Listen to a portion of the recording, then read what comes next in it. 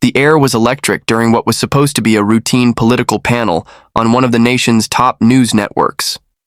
Karoline Leavitt, known for her sharp tongue and unapologetic conservative stance, sat calmly at first, listening to the back and forth of the other guests.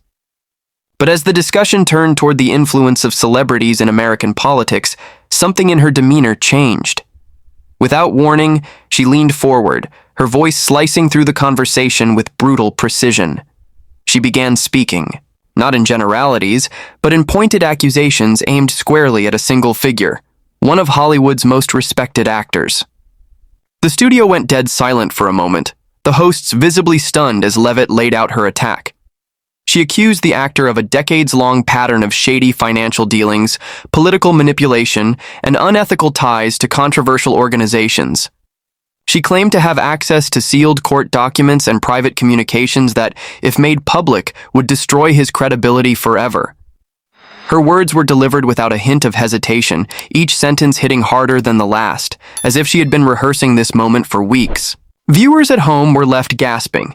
Social media exploded within minutes, with clips of Leavitt's tirade circulating faster than anyone could keep up. Hashtags began trending almost immediately, and speculation ran rampant about what documents she might be holding. The attack felt methodical, almost personal, and not just another political jab thrown out for shock value. Even seasoned journalists covering the event remarked afterward that they had never seen anything quite like it. The nature of the accusations themselves made the situation even more volatile. She wasn't alleging mere political disagreements or minor ethical slip-ups. She was implying criminal activity, tax fraud, hidden alliances with controversial figures, and a deliberate effort to use fame and fortune to manipulate public discourse for private gain. She insinuated that certain charities supported by the actor were actually shells for funneling money into political causes, and hinted that he had used intimidation tactics to silence dissenters in the past. The fact that she provided no immediate evidence during the broadcast only added to the drama.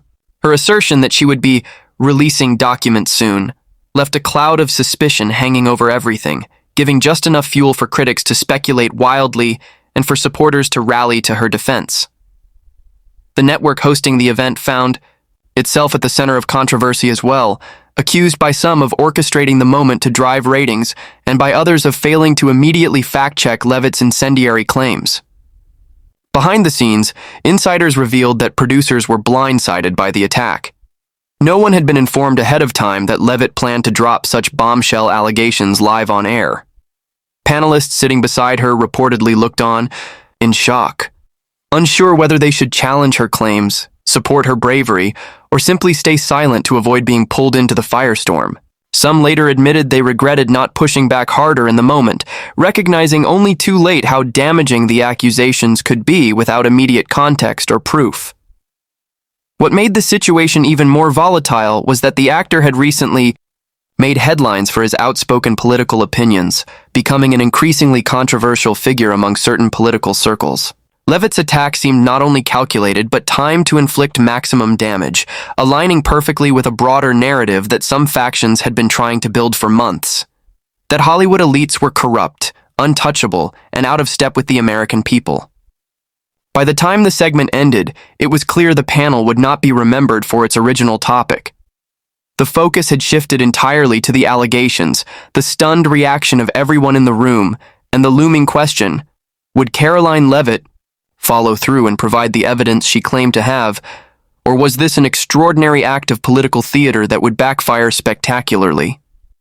The day after Karoline Leavitt's explosive accusations sent shockwaves across the country, Robert De Niro emerged from his Manhattan townhouse looking visibly shaken.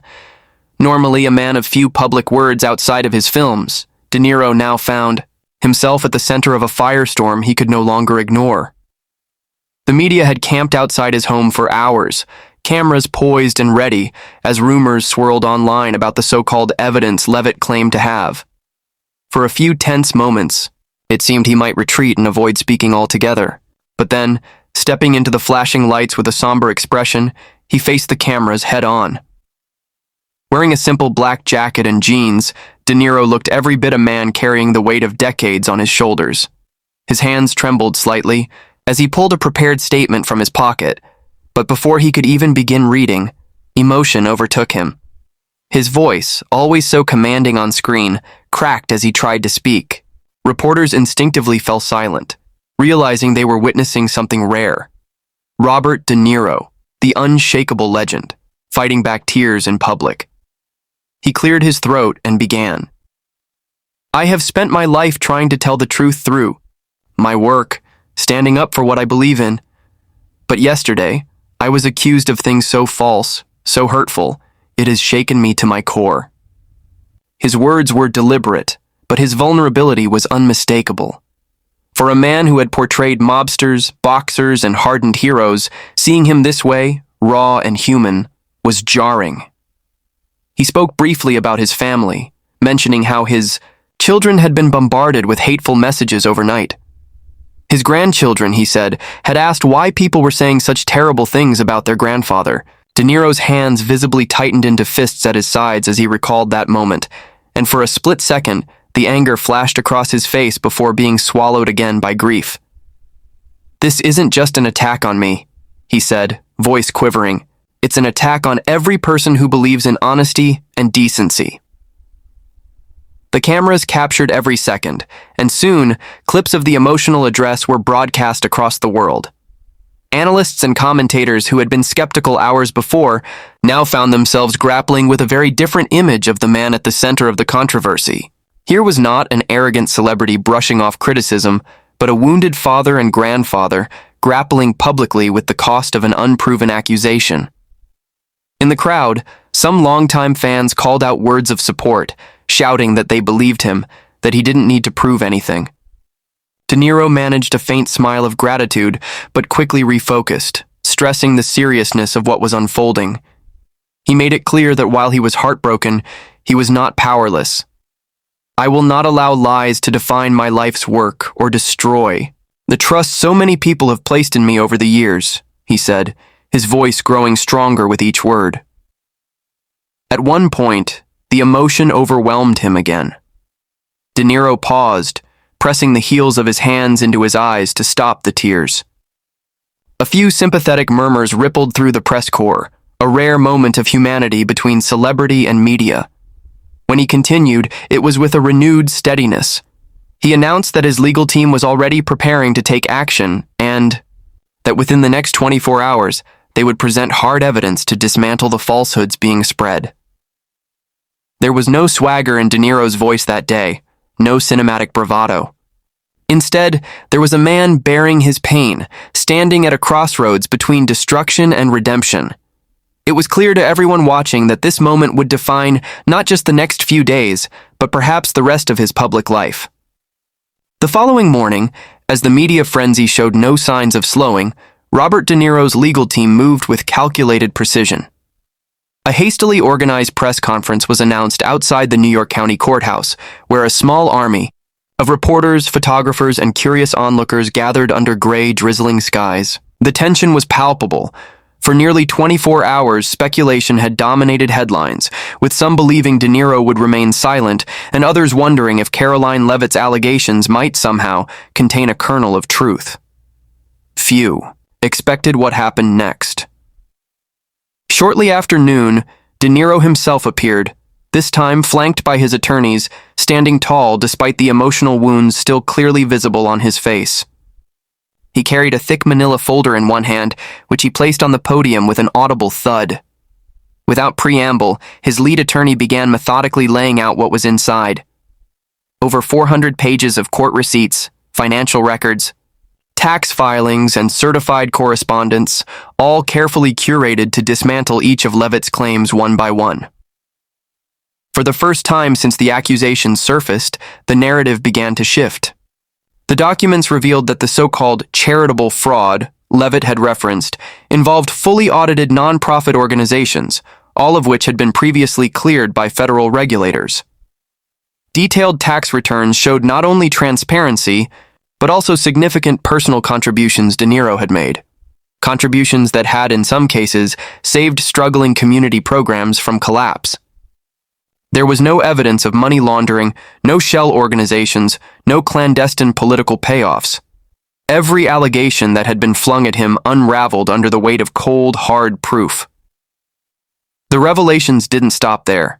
In the most dramatic moment of the conference, De Niro's attorney unveiled a series of leaked email threads obtained legally through an anonymous whistleblower. These communications, dated weeks before Leavitt's panel appearance, appeared to show that her team had actively strategized the attack. The emails discussed targeting De Niro specifically because of his political outspokenness and detailed a plan to unleash accusations during a high-visibility broadcast, with or without verifiable evidence. One particularly damning email even instructed aides to bury him with noise so that facts wouldn't matter once the headlines started rolling. The room erupted in gasps as excerpts from the emails were read aloud. Several journalists glanced at one another, realizing that this wasn't just a celebrity defending his reputation. It was evidence of a calculated smear campaign with political motivations. De Niro stood silently beside his attorneys throughout, his face a portrait of grim vindication. He did not smile. He did not gloat. If anything, the sadness from the day before still hung heavily around him, as if proving his innocence had come, at a cost that no amount of public vindication could fully erase. As the evidence continued to pile up, the mood among the media shifted dramatically. Reporters who had spent the last day fanning the flames of controversy now found themselves carefully noting the precision of the documents, the clarity of the timelines, the inescapable logic of the facts. Analysts later commented that De Niro's team had not just refuted the allegations, they had obliterated them. What was most striking, however, was the deliberate transparency with which everything was handled. De Niro insisted that all documents be made publicly available within hours of the press conference's conclusion, allowing independent fact-checkers, journalists, and even the public to scrutinize the information for themselves. There was no attempt to hide behind legal technicalities or vague statements. Instead, there was a defiant openness that sent a clear message: Robert De Niro had nothing to hide. The court receipts, the certified audits, the whistleblower emails, taken together, they formed a devastating counterattack that left little doubt about who had been telling the truth. For the first time since Karoline Leavitt's shocking accusations, the tide was turning, and Robert De Niro was no longer on the defensive. The reaction to the revelations was immediate and overwhelming. Within minutes of Robert De Niro's legal team releasing the documents to the public, social media lit up with a new wave of commentary. "Stand with De Niro" began trending across multiple platforms as millions of fans, celebrities, and political figures rallied behind him. Where there had once been suspicion and doubt, there was now an outpouring of support, driven by the undeniable strength of the evidence he had presented. Major news outlets, some of which had initially run sensationalized coverage of Karoline Leavitt's accusations, began issuing updates and clarifications. Primetime anchors who had speculated about De Niro's guilt now acknowledged the massive holes exposed in Leavitt's story. Editorials were written praising De Niro not just for defending himself, but for doing so with a level of openness rarely seen among public figures. Analysts pointed out that rather than hiding behind lawyers or issuing vague denials, De Niro had met the moment with transparency and courage. At the same time, pressure began mounting on Karoline Leavitt. Calls for an ethics investigation into her conduct gained momentum in Washington, with several lawmakers demanding a formal review of her actions.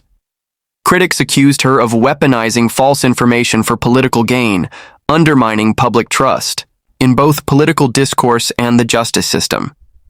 Some of Leavitt's own allies, sensing the shift in public sentiment, distanced themselves, issuing careful statements about the need for truth and fairness, without mentioning her by name. Meanwhile, De Niro maintained a dignified silence, refusing to take victory laps or issue triumphant statements. His spokesperson released a brief comment thanking the public for their support and reaffirming his commitment to the causes he had championed for decades. The message was clear. De Niro had no interest in revenge or spectacle. He was focused on restoring the integrity that had been so viciously attacked. Public sympathy only deepened when several of De Niro's longtime colleagues and collaborators came forward with their own testimonials. Directors, actors, and community leaders shared stories of De Niro's generosity, his commitment to social causes, and his tireless work behind the scenes to support education, the arts, and underserved communities. Each story painted a picture of a man very different from the one Leavitt had attempted to portray. These personal anecdotes spread rapidly across the internet, reinforcing the growing narrative that Robert De Niro had been unjustly targeted. Events escalated even further when one of Leavitt's former staffers anonymously leaked additional documents suggesting that the attack on De Niro had been part of a broader campaign strategy. According to the leaks, De Niro was seen as a soft target, someone whose outspoken political views made him an ideal figure to discredit. The revelation sparked outrage across the political spectrum, with commentators on both sides condemning the tactic as cynical and dangerous. Despite the mounting pressure on his accuser, De Niro remained focused on the larger picture. In a brief but powerful interview with a respected journalist, he spoke not about personal vindication, but about the importance of truth in an era increasingly dominated by misinformation. His tone was measured, his words carefully chosen, reflecting a man who understood the gravity of what had just unfolded, not only in his life, but in the broader public consciousness. In the weeks that followed, Robert De Niro's public image experienced a remarkable resurgence. Projects that had been quietly put on hold were greenlit again. Invitations to speak at major events poured in. More importantly, his ordeal sparked a wider national conversation about the ethics of public accusation and the responsibility that came with wielding influence, whether in politics, media, or celebrity culture. Through pain, resilience, and an unyielding commitment to the truth, Robert De Niro had turned one of the most harrowing episodes of his career into a defining moment of integrity. In the end, what Robert De Niro endured was far more than a battle to clear his name. It was a searing testament to the brutal realities of life in the public eye. For decades, he had commanded respect on the silver screen, captivating audiences, with performances defined by authenticity, passion, and unwavering commitment. Yet it took only one televised moment of accusation to threaten to dismantle all he had built. It was a chilling reminder of how fragile a lifetime of trust can become in the age of instant outrage.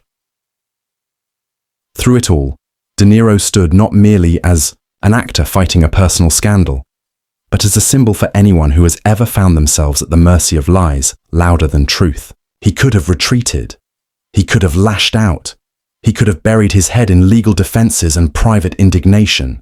Instead, he chose to confront the accusations with an openness so rare that it disarmed even his harshest critics. He met fire with fact. He met character assassination with character itself. What made his defense so powerful wasn't just the meticulous evidence or the ironclad receipts. It was the dignity with which he presented them. Robert De Niro didn't just clear his name. He exposed the machinery of manipulation that thrives when ambition eclipses honesty. He showed the world that resilience is not born from vengeance or spectacle, but from the simple, stubborn commitment to telling the truth, even when it would be easier to disappear. As the media cycle moved on and the noise of newer controversies filled the airwaves, the story of De Niro's battle lingered in the public memory. It lingered because it was about more than celebrity or politics. It was about the cost of courage. It was about the quiet, grueling work of reclaiming one's humanity when others have tried to strip it away.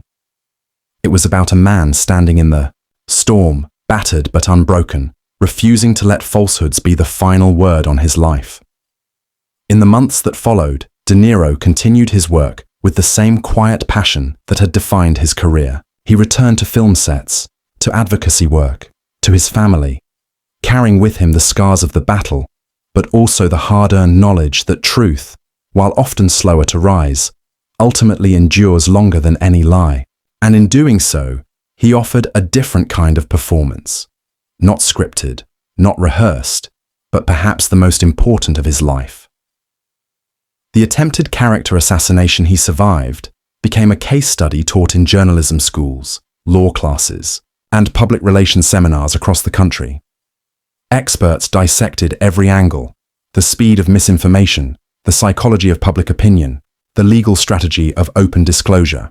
But beyond all the academic lessons, Robert De Niro's story offered something deeper, a reminder that personal integrity, when fiercely protected, can outlast even the most vicious attacks. Karoline Leavitt, once riding a wave of media attention, found herself increasingly isolated as investigations into her actions progressed. Whatever ambitions she had harbored were clouded now by the fallout of her reckless gamble. The public, once quick to judge, became increasingly cautious about believing accusations without evidence, a shift in attitude for which De Niro's ordeal was largely credited. In private moments, friends would later say, Robert De Niro rarely spoke about the ordeal, not because he had forgotten it, but because he had chosen not to let it define him. His energy remained focused forward, dedicated to projects that mattered, to art that spoke truth, and to causes that uplifted rather than divided. He understood that survival was not about wallowing in victimhood, but about living fully, honestly, and without fear.